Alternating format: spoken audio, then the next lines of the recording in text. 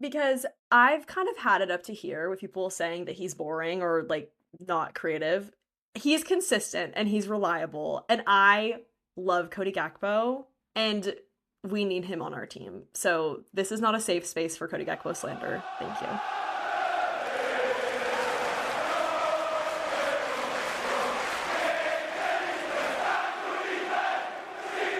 Hey everyone, welcome back to the Liverpool Girlies podcast, a place where we welcome anyone who loves to obsess over Liverpool FC. My name is Stephanie and I'm here with Annika and Molly Ann. We are three friends who share a love of Liverpool and dream of one day having a cup of coffee at the AXA Training Center coffee bar. Molly Ann is away this week, so today it is just me and Annika.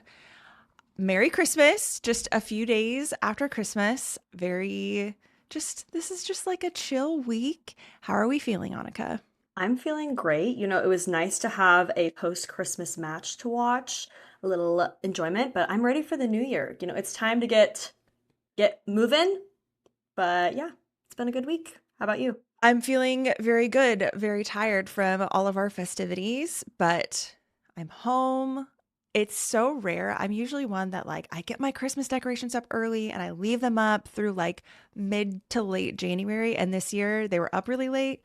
And I'm ready to go take the Christmas tree down because I'm I'm ready for peace and stability and back into the swing of things. So we got home last night and just started cleaning the house. So I'm pretty much in that mood, just kind of cleansing before the new year. We've set our intentions, we set some goals, some manifestations, some to do with Liverpool, some to not do.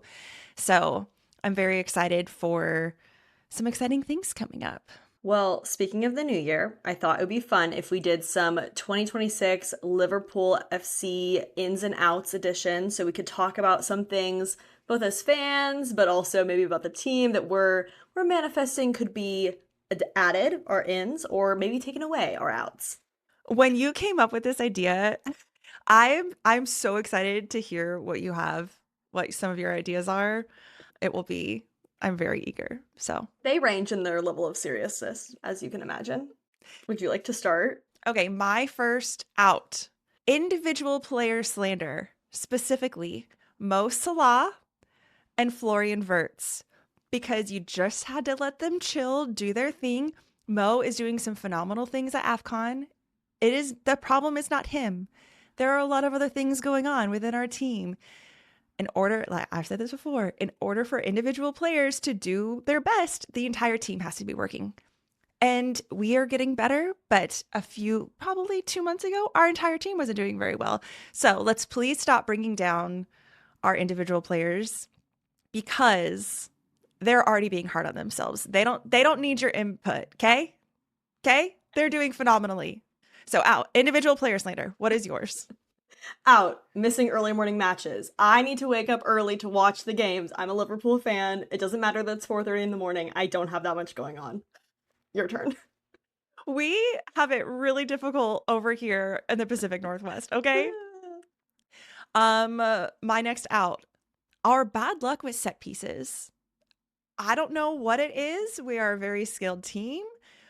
We're just having a hard time completing set pieces and defending from set pieces. Out. Sobo missing matches. I don't want to see it. I want to see him in game. Thank you. Never again. Never, ever, ever again. He can never miss another match. I totally agree. Out. Injuries for the entire team, specifically Joe, Connor, and Jeremy. Joe and Connor need to quit it. They have to quit getting injured. 100%. Out. Anxiously checking the Premier League standings. I don't want to do it. I can't change it. I need to stop checking.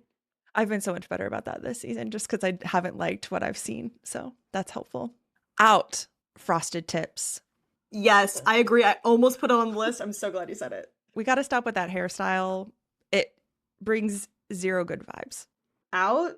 Taking your clothes off during goal celebrations. Sorry, Hugo. Your pants? Your shirt? Your shoes? If it's on your body, it stays on your body. Thank you. The only player Unless that is you're allowed Mo. to do... Exactly. Unless you're Mo. Exactly. This one might be a little controversial. Out. Jamie Carragher slandering his old team and specifically about players and making silly assumptions about internal relationships. He's got to stop it. He does not act like a red. Out checking my phone during matches. I don't want to be on my phone when a game is on. I should be watching the I game. I like that boundary. I like it. Yeah, that's good. Out forgetting my LFC bracelets at home during matches at the pub. I need to be wearing them. They're my good luck charms. I mean, other people in our pub have taken it as a part of their own personal good Yeah. luck charms. It's embarrassing when other people remember their bracelets that I made for them and I've forgotten mine. It's not a good look. It needs to stop. That's okay. That's all right. Okay, let's do our ends because we have a lot that we are wanting to bring into the new year, okay? Yes. Okay, you can go first. Okay, my first in. Mac in a headband. I would like to see Mac in a headband this year. Thank you for hopping onto that train. In Flo X Hugo collab, because we see it brewing. It's starting. In team aligned Instagram captions following a match. I love it when their captions are all basically the same thing with a different emoji. Please keep that in. Yes. I like how they each have their own specific emoji that they use all the time. We haven't seen Sobo's like magic wand and snap again in a while since the first few matches. I'm gonna have to look into that. It should go into your data. Sobo data. Not to be confused with Sobo Daddy. Oh, yeah. Okay. In continuing our quest to find out Fremmy's coffee order, because we haven't figured that out yet. It has not Every been day published. Yeah. We need to find out. Every day is one day closer, okay? Yes. In finishing the last 20 minutes of a match strong. Yes. In a Joe Gomez goal. It is time. It is time. It's time. 2026 is going to be his year. I believe it. In watching iconic Liverpool moments from history. I want to educate myself on some of the iconic moments that I didn't happen to be around for. I like it. In the quest for securing a Sobo song continues. Just solidifying, sung at every game. Anfield sings a Sobo song. That yes. We are manifesting that. It's happening. Period. Okay. In taking gym inspo from the inside training videos. Yes. Working on those workout routines. In WAG content. Wives and girlfriends. We love to see it. I want to learn more about them. In that line. In pregnancy announcements when you score a goal. Yes. Love that. Keep it up. Please bring more. Never forget the time that I lost my voice screaming about Sobo's pregnancy announcement. In seances for the team. Yep. Continuing that vibe. In Sobo in a man bun. 2026, it's our year. It's going to happen. It's going to happen. A full man bun, not just a full. That's what I mean. We're doing half up, half down right now. Looking for a full man bun. Darwin Nunez style. Yes. In Mark Gahey in red. Who knows what's going to happen? Who knows? In learning more player songs. I like that personal goal. Okay, this is my last one. In Curtis Jones speaking his raw emotions. That it turned everything around, you know? I love that. Okay, my final one. In team hug celebrations. I like it when they all hug after a goal. Please keep that up. Yes, I love it. If anyone has their own ins and outs, please send them to us. We would love to know, because there is just a little bit of manifestation in there and hoping. So we have a unique opportunity with Premier League where we're really kind of like halfway through the year, but it's a new year. So it's time. Out with 2025, in with 2026. We're excited for it. I'm just glad that we ended 2025 with 3 points. We did. This was actually quite a game to end Liverpool versus Wolves to end 2025 with. I think it was a really fitting match and obviously had a lot of emotions attached to it. So it felt right to me. How did you feel going into it? I was unclear going into it because we're so inconsistent right now. And so I never know how much, I never know how the team is going to show up on the pitch. And we have a habit of showing up to meet the ability of our opponents. I mean, we saw that Mhm. with Leeds a few weeks ago, and I just didn't know going into it. I was really excited to see Diogo's kids, and we'll talk about that in a little bit.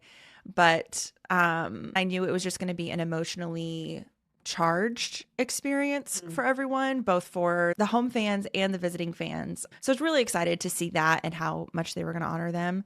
But you never know. And I Mm-mm. was a little bit more confident, but there's just a big question mark. I all week, to be honest, I was really thinking that we were gonna lose that match. I just thought, Really? yeah, I thought because of the emotions and hearing that the Wolves have been getting closer and closer to something and our inconsistency, I just thought it could be potentially a perfect storm where it just got out of hand for us.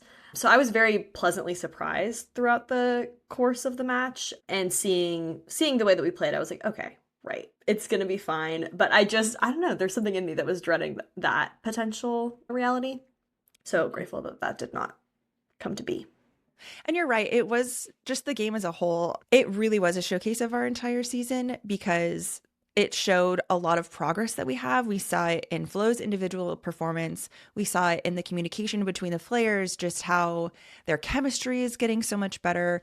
We're slowly and slowly getting better, but we also still saw areas where we majorly need to improve. Like we Hmm. just talked about the set pieces. We cannot score from set pieces. We cannot Yeah. defend from set pieces. It's really frustrating. And at the same time, Arne was talking about this in his interview. Liverpool has, I think, one of the least amount of goals scored from set pieces, and we've conceded one of the highest numbers of set pieces. That's frustrating Hmm. because more and more and more goals are coming from set pieces and not from open play. And we've created some of the most opportunities from open play, but still not finishing those goals. So that's really interesting. But also, watching a game where people only score from set pieces is boring, like really, really boring. And that's really frustrating to me. Yeah. So I'm just really curious to see how just football in general, it's headed in that direction. I'm just kind of curious to see, not just with Liverpool, but just with the Premier League period, how that is going to change over the next few years. Definitely. I think when it comes to set pieces this season, I think a lot about our game against Arsenal. Because going into that, I was very much like, okay, like theoretically, we should be pretty well matched. And it really did end up feeling that way. And then we ended up scoring from that set piece, which, gave us those 3 points, which it has been every point counts at this point. So that's great. But yeah, it's interesting to kind of see that momentum. And I find that in a game like Arsenal, I didn't find it boring because it was so much like elite playing. We were trying to figure it out and it was still entertaining to watch. But yeah, in a game, for example, against the Wolves, if we were not able to create any chances outside of a set piece, that would be pretty frustrating, safe to say. I tuned in a little, we watched together and had some of our friends over, which was lovely. We got So to it was a, reunite with the OG Liverpool girlies minus Molly mm-hmm, Ann. She's still in yes, Alabama. She's on her way to us very soon, but that was really fun. We got to watch it with Coach Amy and Derek and Alexa. So that was yes, really, it was early, mm-hmm, 7 a.m. for us, but that was really fun to get to watch it. And yes, Amy is great because she did used to coach. And we're new fans to this sport. And so there's a point where the Wolves just parked the biggest bus I've ever mm-hmm, seen, basically. And that is, again, very frustrating. And so I got to ask her kind of technical questions. And she was just saying, I mean, I'm probably going to botch this, but I was like, how can we actually like get around that type of defending? And she was like, you just have to keep going side to side to side to side and try to get them to open up and get really creative. And watching Jeremy's assist, the way how mm, strong he was getting past that defender and his yes. really creative, just like closing his body off and getting that ball over to Ryan, that was incredible. It was absolutely beautiful. So we have it in us, Mm-hmm. but just again, parking the bus, it's just not fun to watch, but it's incredibly No, effective. it really is. It's kind of crazy to watch. You're like, wow, that really shut down any opportunity that there was. Yes. Yeah. So it's always fun having Coach Amy there because I get to ask her the technical questions that I usually am asking myself during matches that I can't really ask anyone. Yeah. I was very pleasantly surprised to have two goals in the first 45 minutes. That felt wonderful. I was like, okay, Yes. nice. We're And it was not like going into back to halftime. back. It was like literally Yeah. back to back goals. I like couldn't even believe Flo's goal happened Oh, so quickly. I was in shock. I was like, I was like, this is, oh, Flo scored? Like, it really took me a minute to process because it's like, I can't believe this is actually happening. They were both beautiful goals. I have to shout out Ryan's goal because every time that man scores, it's just the most beautiful goal to watch and rewatch and rewatch. Something about it. I keep thinking he did an interview where someone was asking him like, "You've scored already a lot more this season than before. What changed?" And his dad was like, he said that his dad told him he needs to shoot more. Anyway, I think about that every time he scores. But that goal was a personal favorite, and Frimpong's role in that, it was just great. I love Yeah. watching Frimpong play. He's really fun. Yeah. And it was Flo's first goal. Finally, the whole 007, 0014, like everyone can be quiet. He got an assist last week. He got a goal this week. So he's Yeah, on his way. yeah. And he had another shot. I don't think it was on target, but later It on was in the really game that was close. great. Yeah. Hmm. He's been doing great. No, So, his strength, and you can just really see the hard work that he's been putting in. And I'm very grateful that he is not, it doesn't seem like he's let the noise get to him about how critical people are being. You can just see how he's putting his head down and just working his butt off to get up to fitness because the mhm. Premier League is just a different beast. It's been nice the last couple weeks to have only one game per week and some like leeway between those. So it's fun also to see a player like Flo be able to show up a lot more, seem to have more energy, more precision. And I wonder how much of that is in conjunction with a little bit more time, a little bit more practice, but we don't know. They did get Christmas off, which is I cool to know, that hear. was I loved. so nice. Mhm. Because most of the time it's just Boxing Day. They have stuff the Yeah. next day, so they have to be in practice.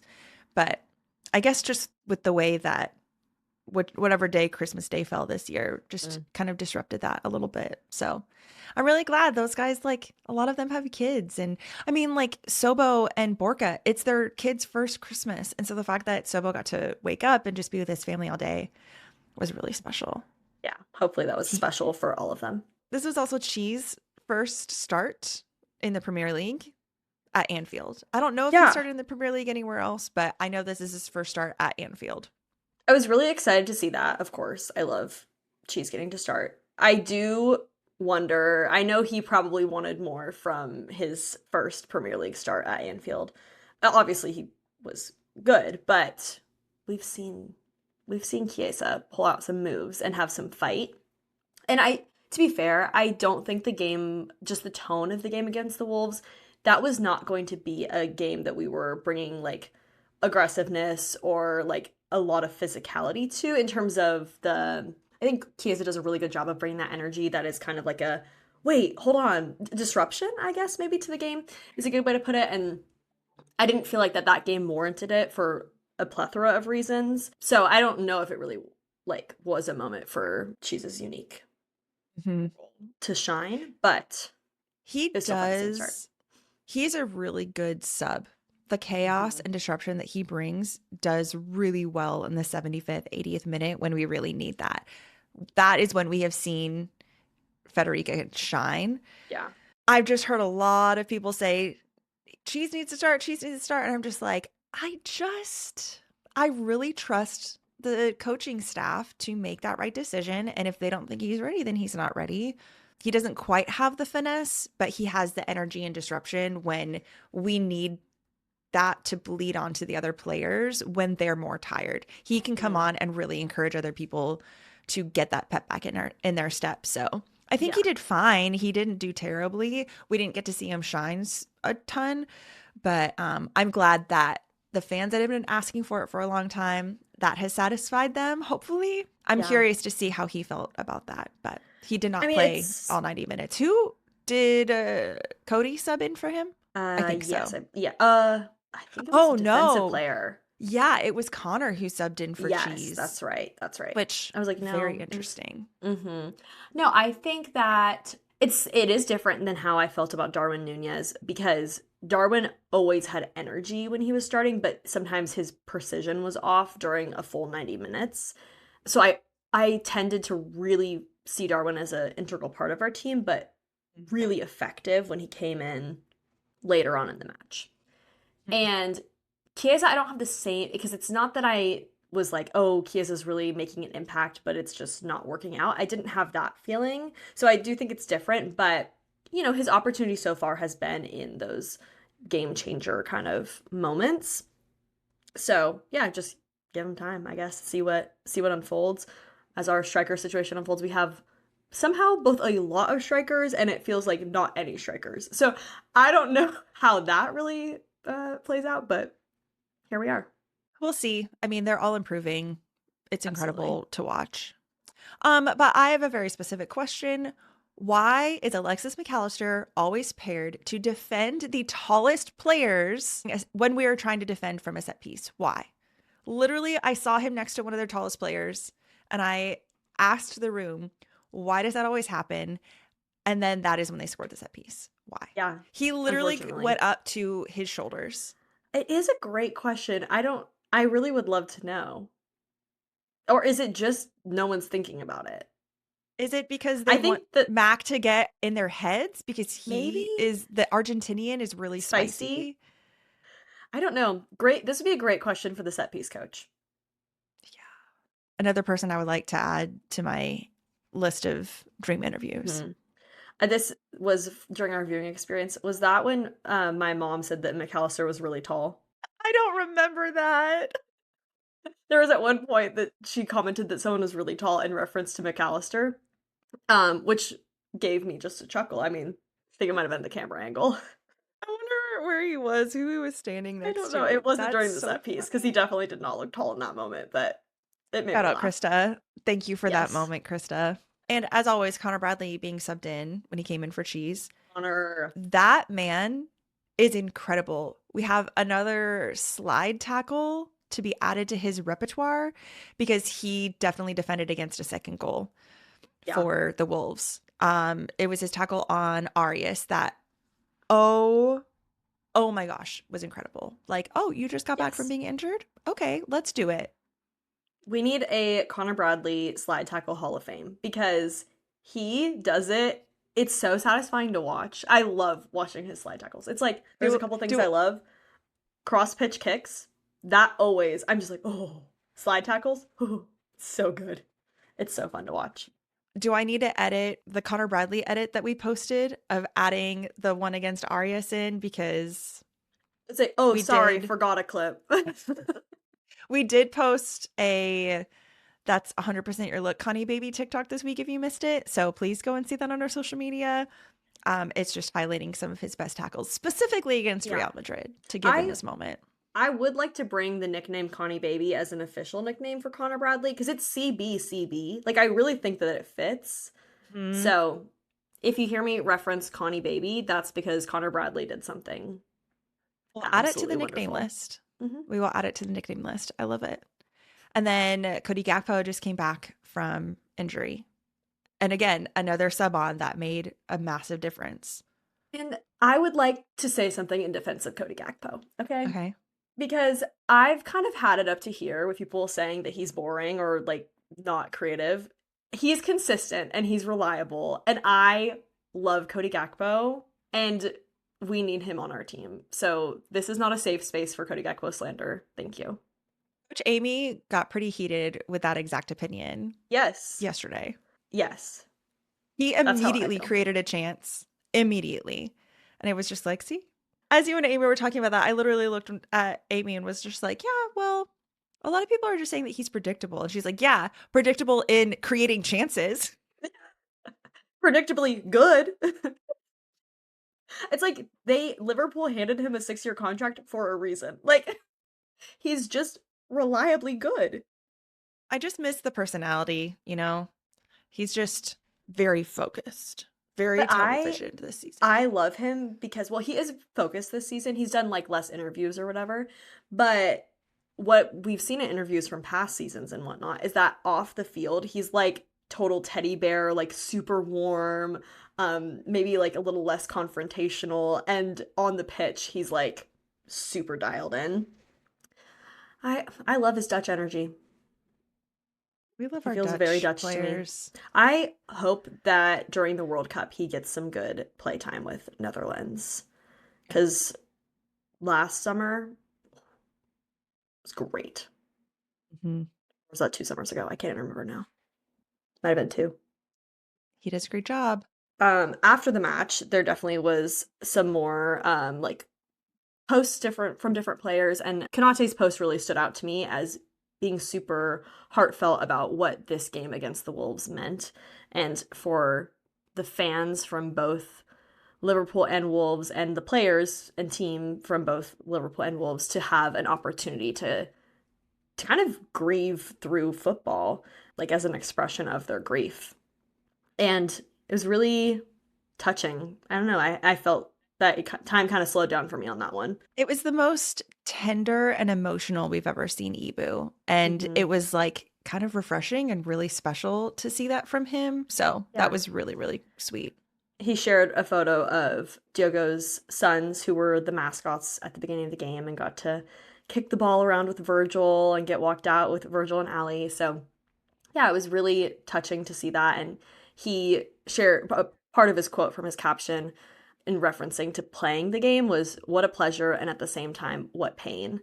And it just, grief is so complicated, and it just is that reminder over and over again from the players and from the fans and from Diogo's family that it's a really complicated time, and it's going to continue to inform so much of what's going on for people. But I'm really glad that we had this moment. I'm glad that this game was later in the year and Hmm. we're almost 6 months from the accident. So we all had some time to kind of process through it all. The entire Wolves team showing up to the memorial and honoring Diogo and his brother was really special. I'm glad that our first meetup with the Wolves was at Anfield. And it was just like, it was just kind of like everyone could exhale a little bit because we got yet another big milestone by of meeting another team who dealt with Diogo's death, who knew him very well. It was really special to have the Wolves fans sing at the 18th minute, and then all of the Liverpool fans clapped for them. And then the Liverpool fans sang at the 20th minute, and then all the Yeah. Wolves fans clapped for them. So it was just really, really special to see how much everyone was honoring that. Hmm. And it was just like, it was a marker for us to see, okay, everyone is grieving and they still want to do what they can to honor Diego and his family, but they're starting to get better and they're starting to move on a little bit. Getting to see Root there, and she just seemed so, there wasn't like a whole bunch of grief and sadness in her eyes like we have seen in the media. I mean, come on, like her husband tragically died. So of course we're going to see that. But it was just like, it helps, just, I don't know. It was really nice to just see her with a smile on her face, and she just seemed so grateful and proud of her kids and her family for being out on the pitch.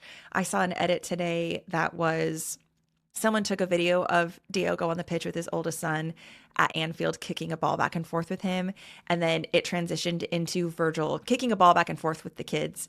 So that was really special, and I'm just so glad that that family has Virgil and Mo and all the other senior guys on the team that were close with Diogo, and that those boys are going to be taken care of. I'm so excited to see what 15 years from now, what their kids are going to do. Like if they're going to choose to be footballers like their dad. I feel like it was done. It was done so, so well. And how everyone just talks about Diogo is really special. So yeah, Yeah. that It was incredible. it really felt like a celebration and a Hmm. time for people to come together in the like joy that Diogo brought through playing football, and even Ryan's celebration doing one of Diogo's signature clap, kind of gator clap. I don't know what he called it, but yeah, it was really special. I'm glad that Ryan, who knew Diogo, got the first goal and was Hmm. able to celebrate Diogo in that way. And like Hugo did one of Diogo's celebrations at one early of his on. first goals. He also Uh-huh. did the 2-0, which was really special, but like Hmm. he didn't play with him. So it doesn't mean as much. It wasn't as personal. I'm glad that Flo was the second goal. Just kind of Hmm. how that was written. And it Hmm. was 2-0 on the Yeah, scoreline for a long time. So that was it really was. cool. That was special.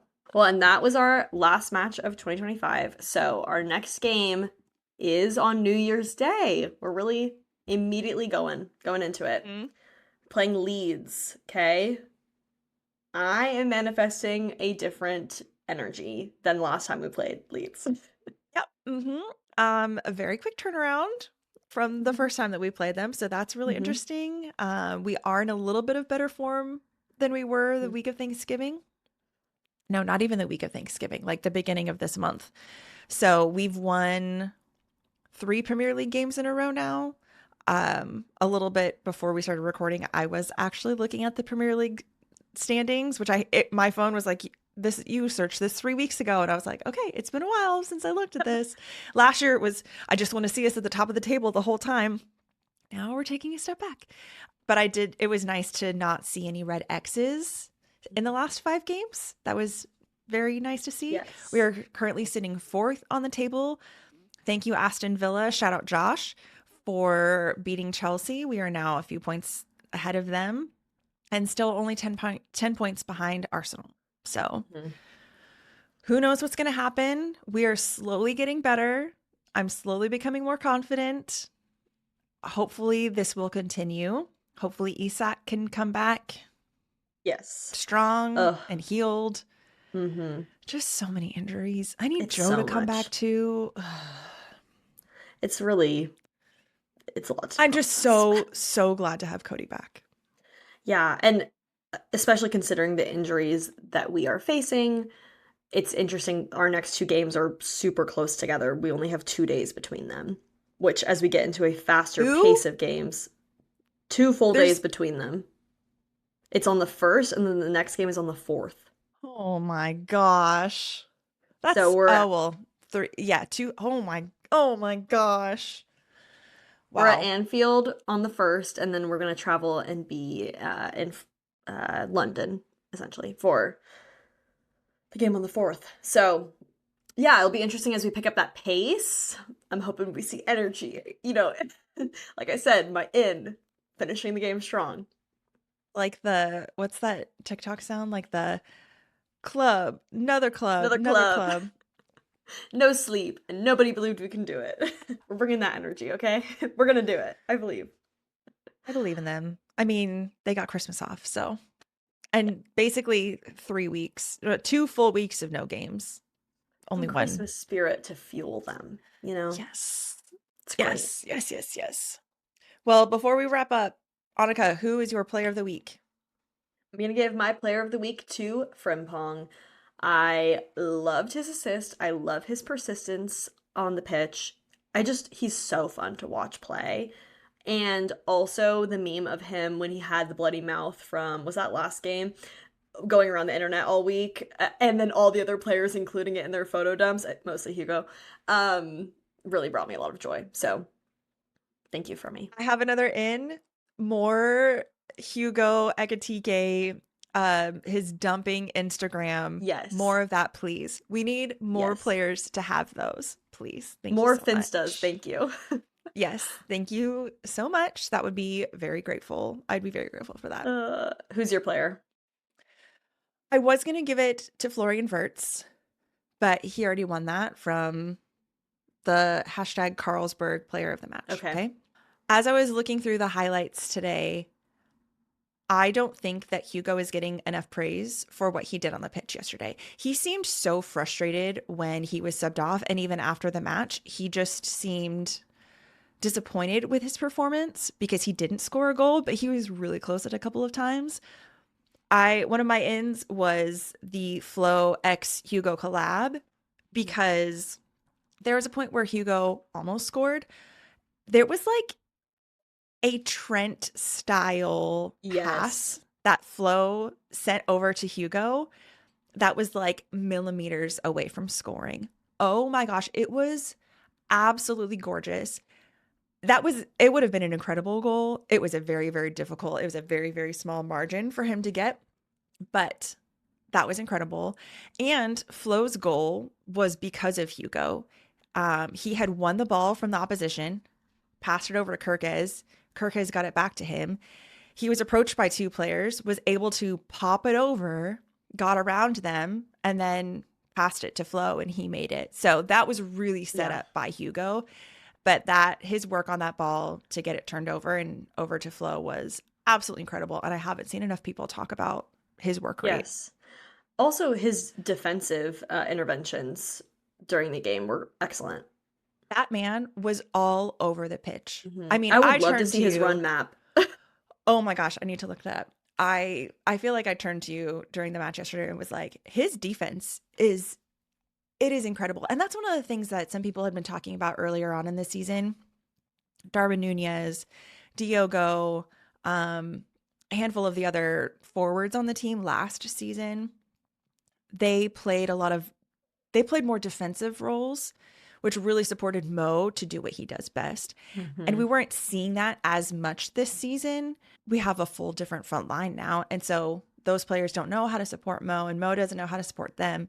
So it's really fun to see just how people are showing up defensively, because defense is something that we have had a problem with this season. So that was incredible. I was really impressed Yeah, with that. Great job, absolutely. Hugo. Great job, Great pick. Fremy. And great job, Flo, too. Of course. So, yes, Love it. of course. Well, I think that is all we have for this week's episode. We'll be back here next week, but until then, you will never walk alone.